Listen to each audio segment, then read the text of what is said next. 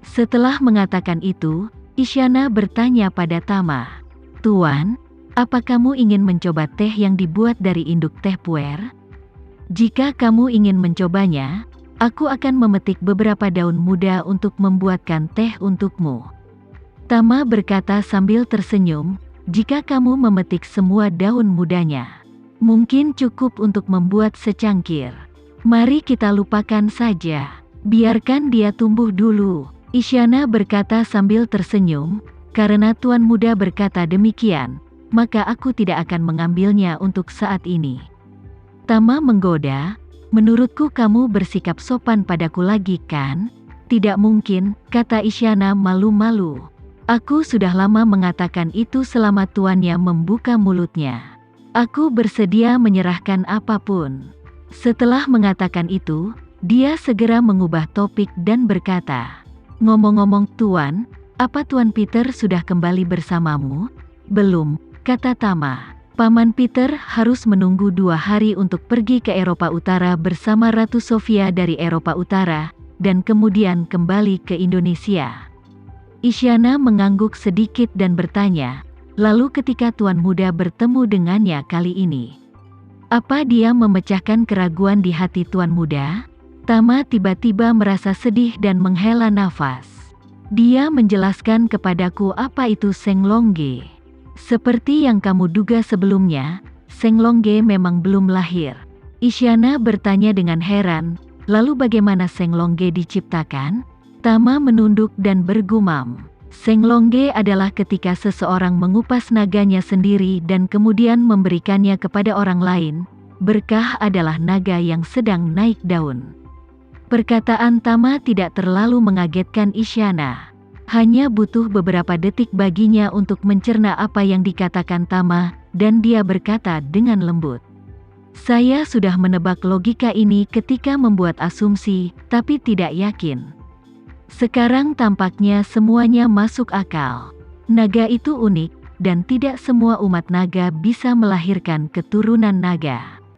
Sebaliknya, kemungkinan keturunan naga mewarisi naga juga sangat rendah. Dan terlebih lagi, dia masih harus rela melepaskan naganya, kepada putranya. Dari sudut pandang ini, akan sulit menemukan orang lain di dunia selain Tuan Muda untuk naik ke naga G." Tama penasaran. Dia bertanya padanya, "Bukankah anak naga pastilah naga?" "Tentu saja." Isyana mengangguk dan berkata, "Tuan Muda, pikirkanlah, naga itu sudah sangat bagus. Dan nasibnya menentukan di lingkungan manapun dia berada. Dia dapat memiliki kekuatan yang lebih kuat dan memperoleh lebih banyak bahan produksi. Kalau dulu poligami, laki-laki naga harus punya banyak istri dan anak. Jika naga melahirkan naga G, dunia ini telah lama dikuasai oleh naga G." Setelah mengatakan itu, Isyana menambahkan, "Sebenarnya, nasib seseorang, selain itu sebagiannya berasal dari nasib orang tuanya. Sebagian besar adalah nasibnya sendiri. Karena kebetulan, ini seperti memilih angka secara acak dari 1 hingga 100. Jika kamu memilih 100 angka berturut-turut, kamu semua harus berjumlah 100 untuk menjadi seekor naga. Kamu tidak dapat memilih satu pun yang salah, dan kemungkinannya tentu saja sangat kecil. Jika ayahnya adalah seekor naga, tentu saja itu akan membantu sampai batas tertentu. Ini mungkin setara dengan tidak harus mengalami 100 angka 100 berturut-turut sebagai hal yang sulit. Tapi setidaknya 80 kali berturut-turut masih sama sulitnya dengan mendaki ke langit. Apalagi di dunia ini, ada banyak hal yang ada pada waktu yang bersamaan. Bahkan mungkin tidak ada 5 orang yang terlahir sebagai naga.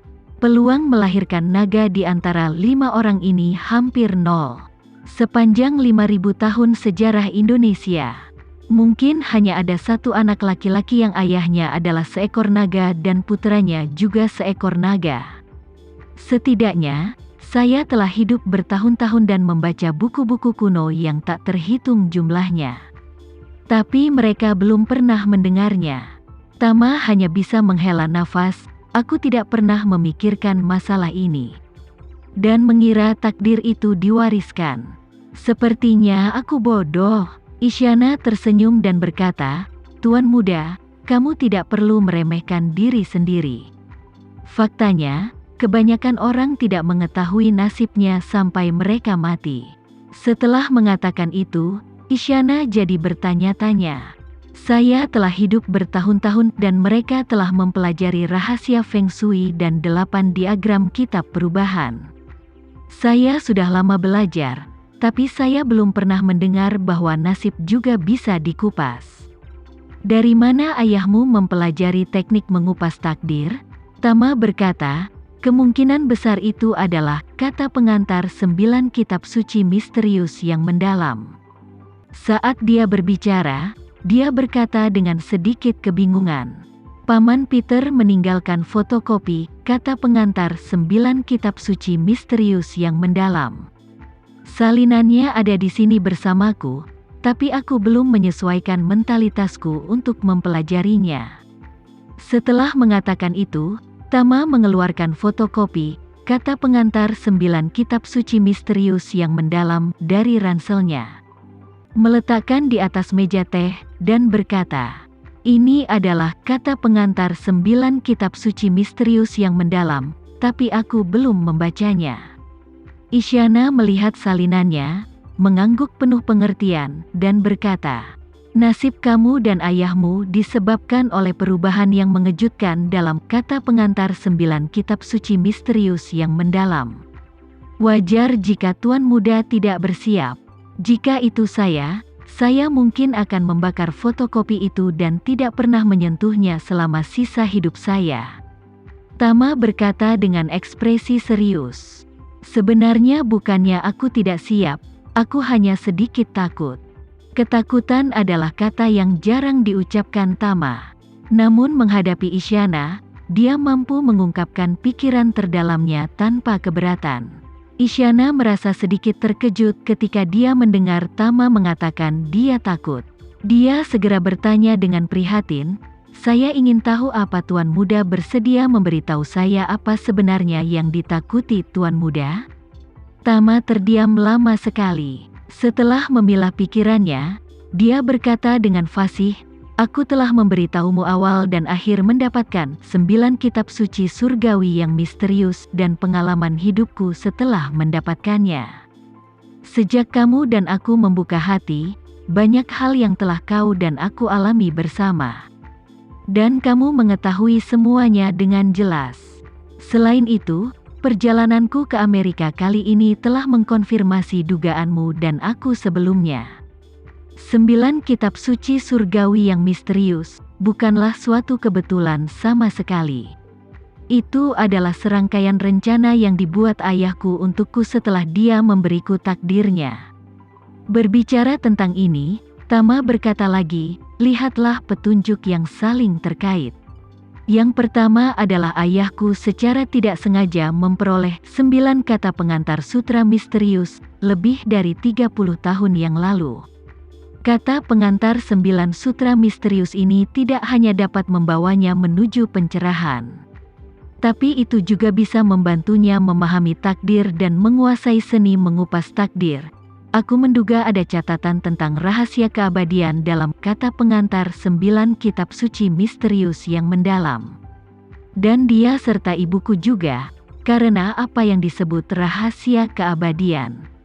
Dia menjadi sasaran Black Mamba dan menjadi musuh di mata Black Mamba. Pikirkan baik-baik kapan ayahku mendapatkan 9 kitab suci surgawi yang misterius. Apa dia juga mendapatkannya dari rahasia keabadian?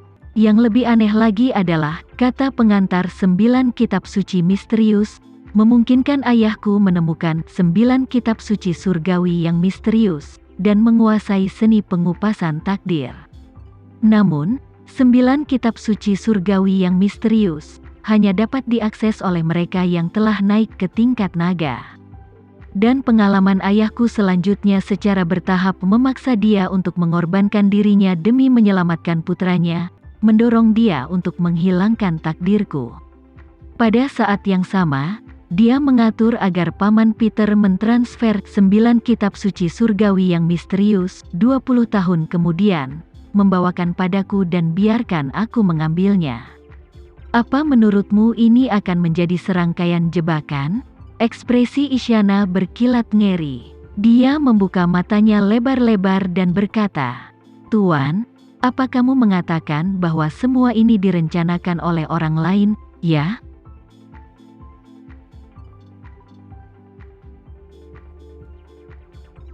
Sekian dulu ya video kali ini, kita lanjutkan lagi videonya di lain waktu. Oh iya, bagaimana menurut kalian? Semoga bisa sedikit menghibur kalian semua. Untuk teman-teman yang baru nonton, jangan lupa subscribe ya, hehehe. Dan kalau teman-teman ada yang ingin gabung langganan, bisa langsung gabung saja untuk dapat fitur yang menarik dan sedikit membantu Mimin. Terima kasih banyak sudah menonton, sampai jumpa lagi, bye.